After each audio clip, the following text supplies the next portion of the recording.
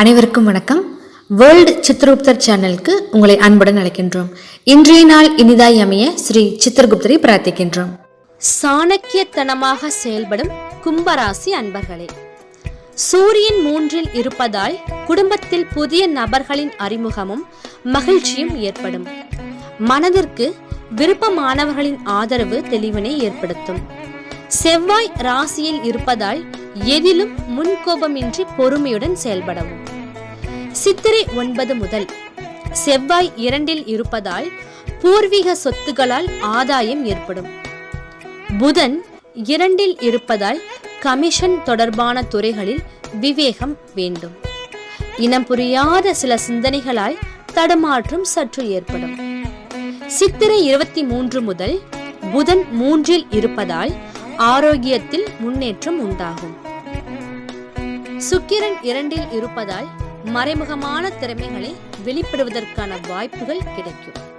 அதாவது உங்களுக்குள் மறைந்து இருக்கக்கூடிய ஒரு சில திறமைகள் இந்த நேரங்களில் வெளிப்படுவதற்கான வாய்ப்புகள் உங்களுக்கு கிடைக்கும்.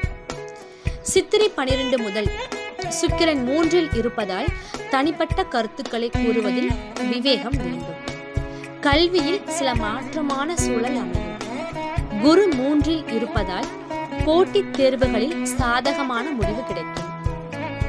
சித்திரை 18 முதல் குரு 4 இருப்பதால் அயல்நாடு தொடர்பான பொருட்களின் மீது அதிகமான ஆர்வங்கள் அதிகரிக்கும்.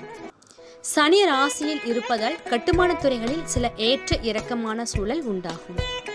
ராகு 2 இருப்பதால் தன நெருக்கடிகளால மனதில் சில தடுமாற்றங்கள் ஏற்படும். கேது 8 இருப்பதால் நீண்ட நாள் பிரச்சனைகள் குறையும்.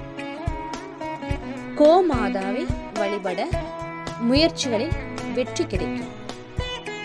மீண்டும் அடுத்த ஒரு பதிவில் சந்திப்போம். நன்றி, வணக்கம். வாழ்க வளமுடன். நல்லதே நடக்கட்டும்.